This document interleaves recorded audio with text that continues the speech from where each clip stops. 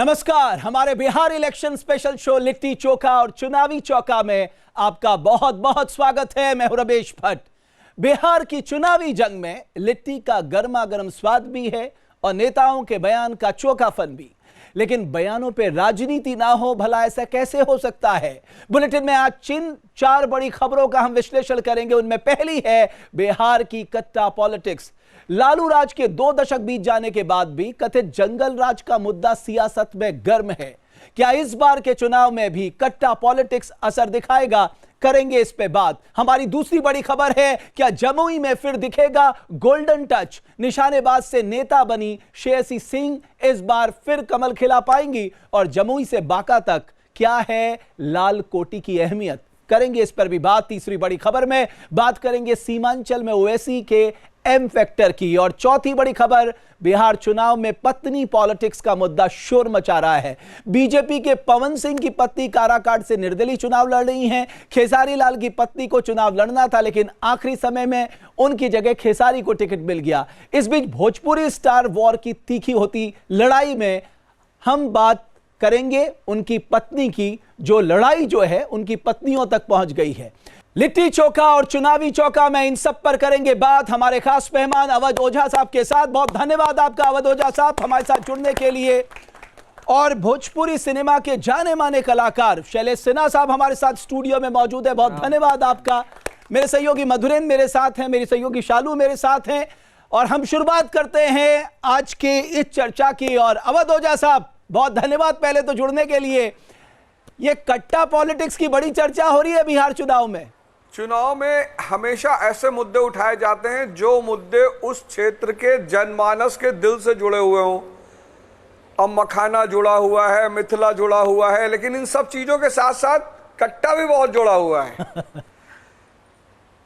तो आप कह रहे हैं वहां कट्टा पॉलिटिक्स की डिमांड थी? नहीं, वहां के जनमानस में इसकी चर्चा बहुत है। कट्टा उद्योग इतना फलता फूलता उद्योग है पूर्वांचल और बिहार में कि वहाँ के बच्चे बच्चे की जबान पे इस शब्द का प्रभाव है। तो जब प्रधानमंत्री जी ने गमछे का इस्तेमाल किया और कट्टे का इस्तेमाल किया, तो मैं समझ गया कि कहीं ना कहीं बहुत बृहद स्तर पर जनमानस को अपने आप से जोड़ने का प्रयास कर रहे हैं। तो वो कट्टा पॉलिटिक्स आना तो स्वाभाविक ही था। आज मैंने सुना आरजेडी की किसी प्रत्याशी ने, जो बच्चे ने कट्टे पे गाना गाया था, उसको मंच पे बुलाकर उससे गाना गलाया, उसे माला पहनाया। तो कहीं ना कहीं एक व्यापक स्तर पर लोगों से जुड़ने की कोशिश है कट्टा पॉलिटिक्स के जरिए। तो ठीक है, ये गाना सुनते हैं, उसके बाद शैलेश सिन्हा साहब से भी बात करेंगे। बिहार चुनाव में जंगल राज की चर्चा गर्म है। बीजेपी जेडीयू के तमाम नेता आरजेडी के कथित जंगल राज पर आक्रामक है। इसी बीच समस्तीपुर में तेजस्वी यादव की सभा में एक बच्चे ने जो गाना गाया, उसे लेकर विरोधी हमलावर हो गए। इस गाने के बोल थे, तेजस्वी आई सरकार में, कट्टा लेकर घूमेंगे बाजार में। तो शैलेश सिन्हा साहब, आप मुझे बताइए कनेक्शन क्या भाई कट्टे का बिहार की राजनीति में? देखिए, बात ये बा कि लिट्टी चोखा चुनावी चौका इस बार हम चाहता नहीं कि बिहार के धोखा ना मिली। लिट्टी चोखा चुनावी चौका बिहार के ना दे धोखा। एंड ये जो कट्टा बा मेड इन मुंगेर बा। एंड कट्टा एक ऐसा चीज बा जैसे एक एक बच्चा, एक एक बूढ़ा, एक एक जवान, एक एक बंदा कनेक्ट कर रहा था। So connection will play a very good role. Shailesh ji, सबसे मजेदार चीज बा कि जब कट्टा के हमने की बात करल बानी जी, तो चूंकि भोजपुरी के सीनियर स्टार बानी, कट्टा के इस्तेमाल उनके फिल्म में कितना कैले बानी, चूंकि जनमानस के कनेक्ट कर रहल बाई, तो ओझा जी कर रहल बानी, तो एक ई कनेक्टिविटी के बा। जितना पोस्टर तू देखबा ना, उमें कट्टा दिखी, खून दिखी, गमछा माथे पर दिखी, एकदम दांत चियारे हीरो लोग दिखी, एवरीवन जे हीरो ते विलन तू देखबा ना, दांत चियर, कट्टा, लाल खून, और केवल कट्टा चलता। कट्टा कल्चर बन गया बिहार का, और यह कल्चर इस बार चुनावी मुद्दाओं बनल बा, जे हम देखता नहीं, सुबह से देखता नहीं। सो उसमें प्रधानमंत्री भी कह रहे बे, अवध ओझा साहब, प्रधानमंत्री भी कह रहे हैं साहब, आरजेडी ने कांग्रेस की कनपट्टी में कट्टा लगा के अपना मुख्यमंत्री पद का उम्मीदवार डिक्लेयर करा लिया। यानी पॉलिटिक्स में कट्टे की इतनी अहमियत बढ़ गई है बिहार में। हाँ,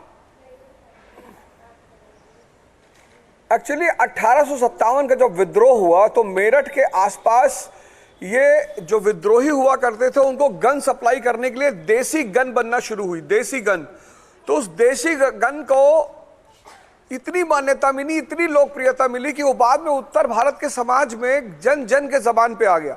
और मैंने कहा पूर्वांचल और बिहार में तो हर व्यक्ति कट्टा शब्द से परिचित है। बिहार चुनाव में कथित जंगल राज की झलक भोजपुरी गानों में दिख रही। जैसे ही बिहार चुनाव का ऐलान हुआ, बिहार में भोजपुरी गानों की भरमार आ गई। तो मुझे लगता है मधुरेन तुम ज्यादा बेहतर बता सकते हो इसे। अभी शैलेश जी चर्चा करते रही है। हाँ मुंगेर से लेके मिर्जापुर तक हाँ ये कट्टा के बिना जो बा ना समाज चलता और ना ही वहाँ के व्यवस्था चलता। तो ये व्यवस्था में जो कट्टा बा ओकर बहुतेरा इस्तेमाल बा। लेकिन सवाल ये है, जब आप लॉ एंड ऑर्डर सुशासन की बात करते हैं, फिर ये कट्टे कहाँ से आ रहे हैं बीच बीच में? कट्टा तो बिहार के राजनीति का हिस्सा बा, चाहे वो जंगल राज होके चाहे सुशासन राज होके। दोनों स्थिति में रुआ देखी, कट्टा से ही धमक बा, कट्टा से ही चमक बा, कट्टा से ही वसूली बा। अच्छा, वह किसी राजनीतिक दल ने अपने को रजिस्टर्ड करा के अपना वो ना बना लिया हो चुनाव चिन्ह की, साहब हमें कट्टा दे दो चुनाव चिन्ह है साहब? हो सकेला सब कुछ, बिहार बात तो सब कुछ हो सकेला। अच्छा, कट्टा, बंदूक, तीर कमान, जौन तू सोचबा सब हो पाई, हो जाई। रीजन कि बिहार का जो कल्चर डेवलप होला ना, वो केवल केवल केवल अग्रेशन, मारधाड़ एंड और जो जो जो असल में का बा ना कि हीरो लोग डेवलप करेला कल्चर। सो जोन जोन तू फिल्म देखबा, जो जो फिल्म देखबा उसमें कट्टा बा, खून बा, हत्या बा, मर्डर बा, फिरौती बा, बलात्कार बा, ये सब कुछ जौन जौन नेगेटिव चीज होला सब फिल्म के अंदर बा। रमेश भाई कहल जाला ना कि सिनेमा समाज के आईना होखेला। तो जो समाज के आईना बा वहाँ के ओकरा के शैलेश एक्चुअली में मैं फिल्मों में काम करता हूँ, वहाँ पे देखता हूँ क्या होता है कि हर व्यक्ति बंदूक होना चाहिए, खून होना चाहिए, मर्डर होना चाहिए, एग्रेशन होना चाहिए, गाने होने चाहिए, इसमें एक दो गाने ऐसे होने चाहिए कि वो समाज को बिगाड़ने वाले हैं। सो कहानी क्या है? कहानी ये है कि हमें पूरी तरीके से इस प्रचार को, चुनाव को एक नया समाज की तरह देखना चाहिए। मैं चाहता हूं कि बिहार जौन डेवलप हो ना, इस बार एक डिफरेंट बिहार, एक डिफरेंट प्रशासन, एक डिफरेंट राज, बिकॉज और हीरो हीरोइन को बदलना बहुत जरूरी है। ये आपको मैं बताना चाहूंगा कि अगर बिहार में कल्चर चेंज करना है तो वो जो आपके जो पैरामीटर्स हैं ना, जो आपके बेंचमार्क्स हैं, उनकरा के चेंज कर बहुत जरूरी बा, बहुत ज्यादा जरूरी बा। अवध ओझा साहब, शैलेश जी ने एक बड़ी अच्छी बात कही कि साहब हमें अब ये सोच को बदलना होगा। नए बिहार में ये कट्टा पॉलिटिक्स, ये कनपट्टी पॉलिटिक्स, इन सब की कोई जगह नहीं होनी चाहिए। वहां पर जो रियल टर्म में सुशासन मॉडल है वो लागू होना चाहिए। बिल्कुल, और इस बात की शुरुआत उसी दिन होगी जिस दिन बिहार में नालंदा 2.0 शुरू होगा। क्या बात है, आपने बड़ी अच्छी बात कही। गरिमा ही थी, पाटलिपुत्रा, मगध, चंद्रगुप्त मौर्य, अशोका द ग्रेट, इस सारी चीज की नींव तभी रखी जाएगी जब नालंदा वहां फिर से जीवित होगा। और देखो बिहार की क्या पहचान थी, और हम किस पे चर्चा कर रहे हैं? जब तक बिहार में सामंतवाद जिंदा है, जब तक बिहार में बाहुबली जिंदा है, जब तक इन सबका प्रभुत्व रहेगा, तब तक बिहार की स्थिति कभी नहीं बदलेगी। लेकिन मैं आपसे बार बार रमेश जी एक बात कहता हूं कि 2029 का इलेक्शन बहुत बड़ा माने रखेगा, क्योंकि जनरेशन बदल रही है, जनरेशन के मापदंड बदल रहे हैं, AI generation, chat GPT, perplexity और न जाने क्या क्या। तो अब जो युवा उभर कर सामने आ रहे हैं वो मेरे ख्याल से निश्चित तौर पर बिहार की राजनीति को एक नई दिशा की तरफ ले जाएंगे। बिल्कुल, मैं आता हूं, एक रिपोर्ट हम दिखा लेते हैं शैलेश जी, उसके बाद मैं आऊंगा कि हमें चर्चा किस पे करनी चाहिए। बिहार में कट्टा पॉलिटिक्स चरम पर है। प्रधानमंत्री मोदी भी चुनावी मंच से कट्टा का जिक्र कर चुके हैं और कट्टा को कथित जंगल राज से जोड़ा जा रहा है। अब तक कट्टा वाली सियासत में क्या कुछ हुआ, सबसे पहले आपको यह दिखाते हैं।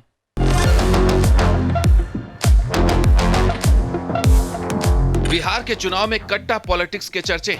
जंगल राज का जिक्र करते हुए सबसे पहले प्रधानमंत्री ने कट्टा पॉलिटिक्स पर प्रहार किया था। आरजेडी ने कांग्रेस की कनपट्टी पर कट्टा रखकर सीएम पद चोरी कर लिया। घोषणा करवा के रहे इस बयान के बाद बिहार में 2005 के पहले के कथित जंगल राज के मुद्दे ने जोर पकड़ लिया। इस बीच एक वीडियो ने दोबारा बिहार में कट्टा पॉलिटिक्स को बहस का मुद्दा बना दिया है। गोली और कट्टा का जिक्र करता मासूम और उस पर बजती ताली।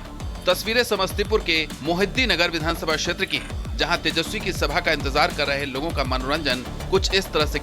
लेकिन इस भोजपुरी गीत ने बिहार की राजनीति को आईना दिखा दिया है। तेजस्वी की सभा में कट्टा पॉलिटिक्स का कथित महिमा मंडन साफ दिखाता है कि पीएम मोदी का कट्टा पॉलिटिक्स पर प्रहार बिहार की जनता को सचेत वाली घंटी थी और ये मासूम अनजाने में उसी डर को आवाज दे रहा है।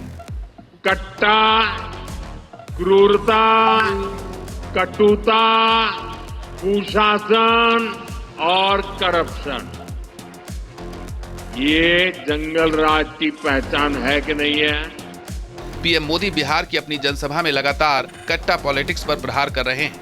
वो लगातार बिहार की जनता से अपील कर रहे हैं कि कट्टे के दम पर सरकार चला चुकी आरजेडी, कांग्रेस और वाम दलों को हर हाल में रोके। अभी से आरजेडी कांग्रेस के लोग छर्रा, कट्टा, दूनाली और घर से उठा लेने की धमकी देने लग गए हैं। इनका प्रचार इन्हीं धुनों पर चल रहा है। इसलिए बिहार के लोगों को सावधान रहना है, सतर्क रहना है। इस चुनाव में भी जंगल राज वालों का डिब्बा गोल करना जरूरी है। कट्टा पॉलिटिक्स के कट्टा को लेकर जेन जी के बीच उत्सुकता बढ़ रही है। सवाल यह है कि कट्टा शब्द कहां से चलन में आया, कट्टा सबसे पहले कहां बना। तो आइए जानते हैं बिहार के कट्टा कथा के बारे में।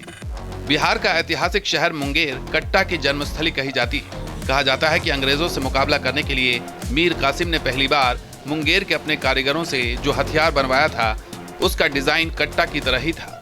मुंगेर में कारीगर पीढ़ियों से तमंचा, कट्टा और असलाहा बनाते आ रहे हैं। बिहार और ओडिशा के गजेटियर के मुताबिक 19वीं सदी से पहले मुंगेर में आर्म्स की 5 यूनिट थी। 1970 और 80 का दशक आते आते कारखाने बंद होने लगे। कारखाने बंद हुए तो कारीगरों का रोजगार छिन गया और उन्होंने अवैध तरीके से हथियार बनाकर बेचना शुरू कर दिया। इस तरह मुंगेर में तमंचे बनाने के अवैध कारखाने चल निकले। मुंगेर की तरफ बिहार के नालंदा जिले में भी बड़े पैमाने पर अवैध असलहे बनते हैं।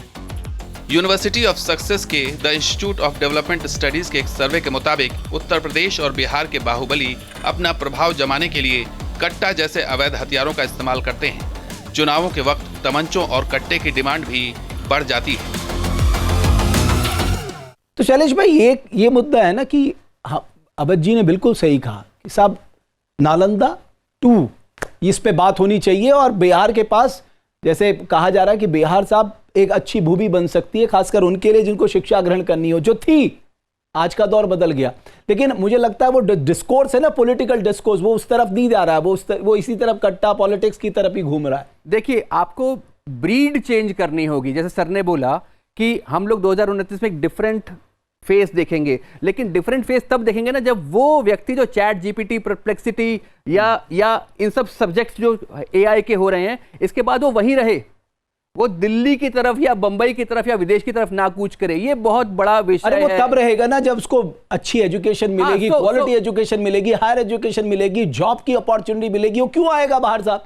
कौन आना चाहता है अपना? कोई भी अपना घर तो कोई भी छोड़ा नहीं चाहता, बट फिर भी अगर ये जो इंफ्रास्ट्रक्चर है बिहार से, आप गौतम बुद्ध, आपके पास चाणक्य, आपके पास नालंदा यूनिवर्सिटी, मतलब क्या क्या नहीं है जो बिहार ने देश को दिया। और आज बिहार का स्थिति क्या है? कट्टा पॉलिटिक्स। सो ये बहुत बड़ा समझने का विषय है कि हमारा सोच, हमारा विचार कहां जा रहा है। और शैलेश भाई, आप भी उसी सिनेमा से निकले हैं। इसलिए निकल गया, इसीलिए मैं निकल गया कि मैं सही एग्जांपल क्रिएट नहीं कर रहा था वहां पे, बिकॉज अपने आप को तो करंट कनेक्शन देना पड़ेगा ना कि whether I am connecting with that subject और नॉट। तो कहानी ये है कि हम छोड़ली भोजपुरी सिनेमा इहे खातिर कि हम उनसे कनेक्ट नहीं कर पा रहे थे। ठीक है शालू, ये क्या कट्टा पॉलिटिक्स है बिहार में, जरा आप बताओ। कट्टा पर तो बहुत गाना बनल है, जना ठोक देव कट्टा कपार में, आइए ना हमरे बिहार में। तो ये सब गाना यही बिहार के छवि के धूमिल कर रहा है। और जहाँ तक हमरा कट्टा पॉलिटिक्स लग रहा है, हमर जहाँ तक सोच है कि जे कट्टा और जंगल राज के बात मोदी जी कर रहा है कि कट्टा कनपट्टी में सटा के आपको अपने पार्टी में कर लेंगे, हमरा लग रहा है कि 2000 के अभी जनरेशन ज़्यादा है वहाँ पर, तो वो जंगल राज नहीं देखल के हन, तो बार बार याद दिलवे छे कि जंगल राज था इसीलिए आप एनडीए को वोट दीजिए। हमरा लगे छे यही बात है जो बार बार कट्टा पॉलिटिक्स और जंगल राज के बात वहाँ पर उठ रहा है। और वाकई क्योंकि मधुरे जब प्रधानमंत्री ने वहाँ के युवाओं से, अपने कार्यकर्ताओं से बातचीत की, तो उन्होंने स्पेशली कहा भाई याद दिलाओ लोगों को, मिलो उनसे, बात करो, उन्हें याद दिलाओ 1990 से 2005 की। यानी वो जानते हैं कि डर से वोट ज्यादा जल्दी मिलता है। लेकिन रमेश भाई देखिए, वजह ये बात कहते नहीं है कि जमाना चैट जीपीटी का है, परप्लेक्सिटी का है, आप एआई जेमिनी यूज कर रहे हैं, तमाम तरह के चैट बॉट आज एआई यूज कर रहे हैं। लेकिन सवाल ये बात जो शैलेश जी भी कर रहे हैं कि जे वो यूज कर रहा बस ओकरा खातिर अपॉर्चुनिटी नहीं है, वो तो पलायन कर जाता, जे बचता ओकरा का थमावल जाता, कट्टा कट्टा। ठीक है, बिहार की सियासत में इस बार फिर से चर्चा में है अंतर्राष्ट्रीय स्तर की निशानेबाज और बीजेपी की उभरती हुई नेता श्रेयसी सिंह। श्रेयसी सिंह बिहार के दिवंगत नेता दिग्विजय सिंह की बेटी हैं। श्रेयसी को बीजेपी में इस चुनाव के लिए एक बार फिर से जमुई विधानसभा से प्रत्याशी बनाया गया है और श्रेयसी ताल ठोक रही हैं कि वो जमुई में जीत का परचम जरूर लहराएंगी। निशानेबाजी के मैदान में अपने सटीक निशानों से देश को गौरवान्वित करने वाली श्रेयसी सिंह अब राजनीति के अखाड़े में भी अपनी सटीक रणनीति के लिए जानी जाती है। 2020 में हुए बिहार विधानसभा चुनाव में श्रेयसी ने जीत दर्ज की थी। ऐसे में बिहार की जनता अब यही देखना चाहती है कि क्या वो अपने ट्रिगर परफेक्शन को दोहराते हुए 2025 में भी जमुई में बीजेपी का कमल खिला पाएंगी। ये न हमारा विकसित बिहार में, एनडीए के शासनकाल में ये बिहार विकसित हुआ है। आइए न हमारा एनडीए के बिहार में। जमुई से बीजेपी उम्मीदवार श्रेयसी सिंह के चुनाव प्रचार में उतरे राजनाथ सिंह ने विकास वाली अपनी पैरोडी से खूब तालियां बटोरी। बीजेपी ने लगातार दूसरी बार जमुई विधानसभा सीट पर श्रेयसी सिंह को उतारा। श्रेयसी सिंह खुद को जमुई की बेटी बताकर जनता से आशीर्वाद मांग रही हैं। जनता ने हमेशा और हमने भी हमेशा यही कहा है कि एक बेटी बन के काम करना चाहते हैं। आपने नेतृत्व करने का मौका दिया, वोट रूपी आशीर्वाद दिया, लेकिन हमने एक बेटी का जो ईमानदारी और जो सेवा भाव अपने घर परिवारजनों के प्रति होता है उसको कभी नहीं छोड़ा। तो निश्चित रूप से एक बेटी बनकर ही हम काम करना चाहते हैं। और ठीक है, कुछ गलती हो गई होगी तो लोग आज माफ़ करने के लिए तैयार हैं। श्रेयसी सिंह दिग्गज नेता दिग्विजय सिंह की बेटी। श्रेयसी सिंह की सियासत का सेंटर है लाल कोठी। गिद्धौर की लाल कोठी में श्रेयसी सिंह के पिता दिग्विजय सिंह इलाके के लोगों से मुलाकात करते थे। दिग्विजय सिंह दिग्गज समाजवादी नेता थे और लंबे समय तक जॉर्ज फर्नांडिस के सहयोगी रहे। दिग्विजय सिंह ने लोकसभा में 3 बार बांका सीट का प्रतिनिधित्व किया। अब अपने पिता की विरासत को आगे बढ़ा रही हैं श्रेयसी। 2020 के चुनाव की जिसकी आप चर्चा कर रहे थे, उस वक्त 10 लाख बिहारियों को सरकारी रोजगार देने का वादा किया था। 5 साल में 11 लाख सरकारी रोजगार दिया और साथ ही साथ 36.5 लाख प्राइवेट जॉब्स बिहार में लेकर आए। तो कुल आंकड़ा लगभग 50 लाख का बैठता है। जहां 10 लाख का वादा वहां 50 लाख किया। आज जो आंकड़ा बोल रहे हैं निश्चित रूप से वो तो पूरा होगा ही, और मुझे इस डबल इंजन की सरकार पे पूरा भरोसा है कि ये अपने किए गए वादा से एक कदम आगे बढ़ेगी, एक कदम पीछे नहीं।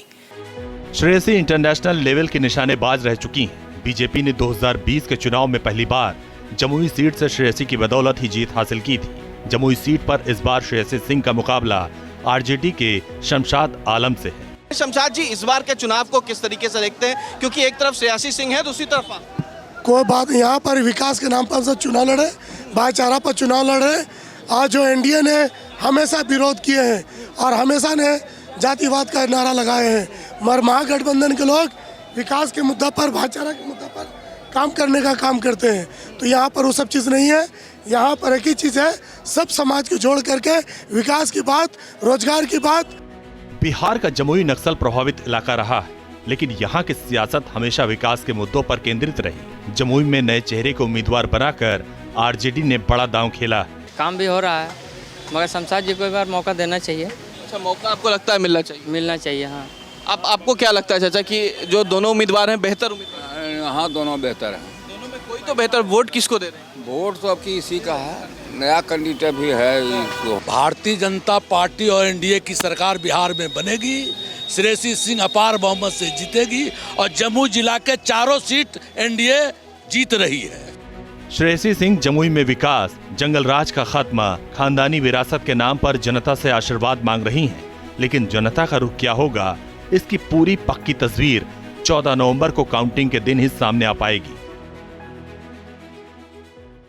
अवध ओझा साहब, अब जमुई की ओर चलते हैं। वहां से श्रेयसी सिंह जो निशानेबाज हैं, भारत को गौरवान्वित कर चुकी हैं और इस बार भी वो सेकंड टर्म है उनका। 2020 में वो पहली बार चुन के आई थी। ये जमुई वही है जहां से चिराग पासवान ने अपना करियर शुरू किया था। वो 2 बार यहां से पार्लियामेंट में पहुंचे थे। तो ये इसको आप किस तरह से देख रहे हैं जमुई का? उसको अगर आप वहां का अगर कास्ट कॉम्बिनेशन भी देखें, वहां पर मुस्लिम यादव बहुतायात हैं और नक्सलिज्म से बड़ा प्रभावित रहा है साहब ये जगह। नहीं, मेरा मानना यह है कि अगर वो एक बार की विजेता रही हैं तो अब तो उन्हें स्ट्रगल ही नहीं करना चाहिए, क्योंकि मैं राजनीति में ऐसा मानता हूं कि अगर राजनेता अपने विधानसभा क्षेत्र या अपनी लोकसभा क्षेत्र के लिए समर्पित है तो उसे दोबारा इलेक्शन में सिर्फ मिलने की जरूरत है, कुछ मांगने की जरूरत नहीं है, क्योंकि जनता आपसे बिल्कुल वाकिफ है। उसको पता है कि आपने उसके लिए क्या किया है, आप उसके साथ कितनी देर तक खड़े रहे, आप उसके साथ कहां कहां काम आए हैं।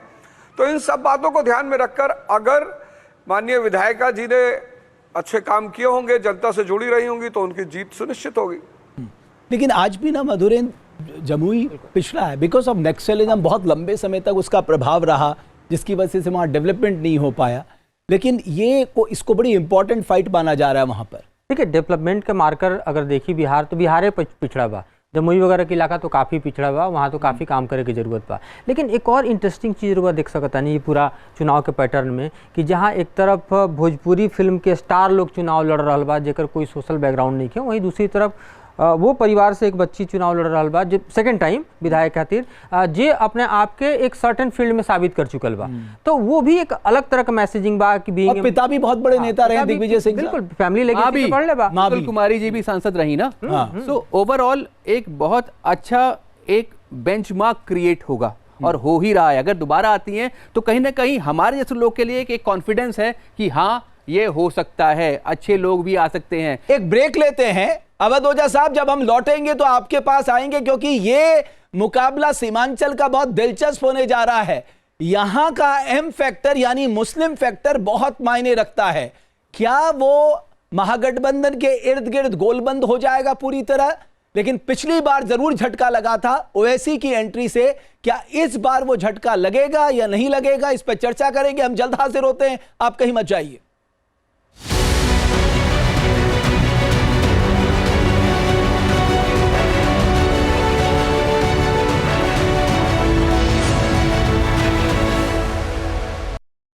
जहाँ भक्ति है हर शब्द में, कथाओं में छुपे हैं दिव्य रहस्य और ज्योतिष देता है जीवन को दिशा। धर्म से जुड़ी हर बातों को जानने के लिए हमारे चैनल स्तुति को सब्सक्राइब करें।